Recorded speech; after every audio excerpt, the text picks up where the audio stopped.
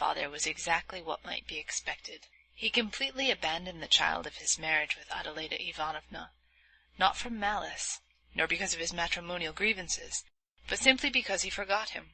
While he was wearying everyone with his tears and complaints, and turning his house into a sink of debauchery, a faithful servant of the family, Grigory, took the 3-year-old Mitya into his care. If he hadn't looked after him, there would have been no one even to change the baby's little shirt.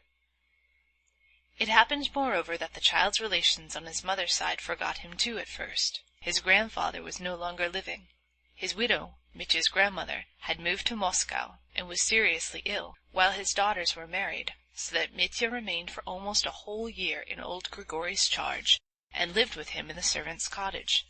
But if his father had remembered him, he could not indeed have been altogether unaware of his existence. He would have sent him back to the cottage, as the child would only have been in the way of his debaucheries.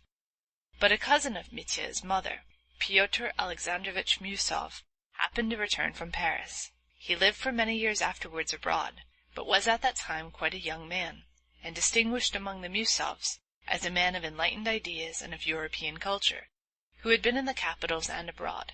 Towards the end of his life he became a liberal of the type common in the 40s and 50s. In the course of his career he had come into contact with many of the most liberal men of his epoch, both in Russia and abroad. He had known Proudhon and Bakunin personally, and in his declining years was very fond of describing the 3 days of the Paris Revolution of February 1848, hinting that he himself had almost taken part in the fighting on the barricades. This was one of the most grateful recollections of his youth. He had an independent property of about 1,000 souls, to reckon in the old style. His splendid estate lay on the outskirts of our little town, and bordered on the lands of our famous monastery, with which Pyotr Alexandrovich began an endless lawsuit, almost as soon as he came into the estate, concerning the rights of fishing in the river or wood-cutting in the forest, I don't know exactly which. He regarded it as his duty as a citizen and a man of culture to open an attack upon the clericals. Hearing all about Adeleda Ivanovna, whom he of course remembered, and in whom he had at one time been interested, and learning of the existence of Mitya, he intervened in spite of all his youthful indignation and contempt for Fyodor Pavlovitch. He made the latter's acquaintance for the first time, and told him directly that he wished to undertake the child's education. He used long afterwards to tell as a characteristic touch that when he began to speak of Mitya, Fyodor Pavlovitch looked for some time as though he did not understand what child he was talking about, and even as though he was surprised to hear that he had a little son in the house. The story may have been exaggerated, yet it must have been something like the truth. Fyodor Pavlovitch was all his life fond of acting, of suddenly playing an unexpected part, sometimes without any motive for doing so, and even to his own direct disadvantage, as for instance in the present case. This habit, however, is characteristic of a very great number of people, some of them very clever ones, not like Fyodor Pavlovitch. Pyotr Alexandrovich carried the business through vigorously, and was appointed with Fyodor Pavlovitch joint guardian of the child, who had a small property, a house and land left him by his mother.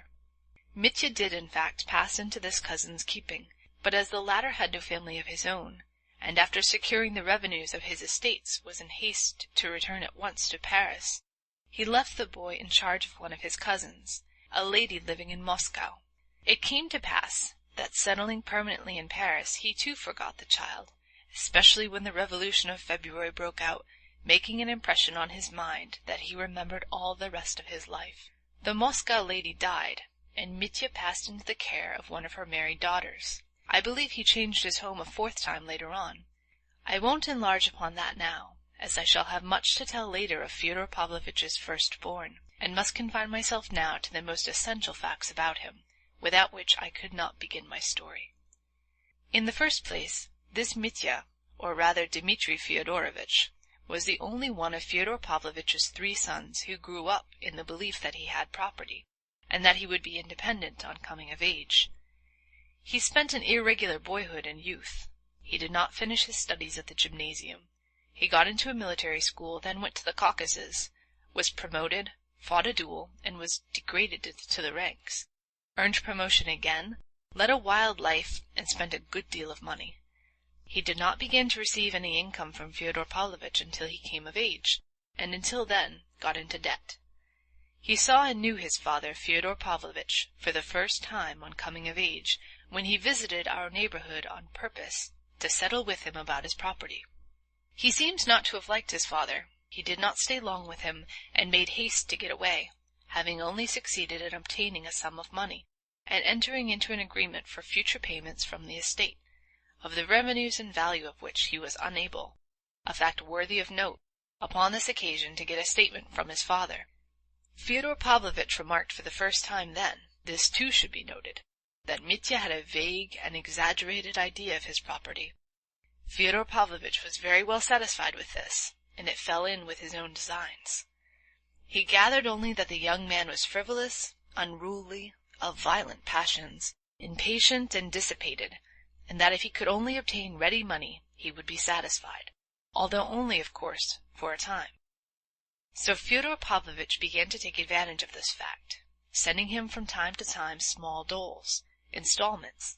In the end, when 4 years later Mitya, losing patience, came a second time to our little town to settle up once and for all with his father, it turned out to his amazement that he had nothing, that it was difficult to get an account even, that he had received the whole value of his property in sums of money from Fyodor Pavlovitch, and was perhaps even in debt to him, that by various agreements into which he had, of his own desire, entered at various previous dates, he had no right to expect anything more, and so on, and so on. The young man was overwhelmed, suspected deceit and cheating, and was almost beside himself. And indeed this circumstance led to the catastrophe, the account of which forms the subject of my first introductory story, or rather the external side of it. But before I pass to that story, I must say a little of Fyodor Pavlovitch's other 2 sons, and of their origin. This ends Chapter 2.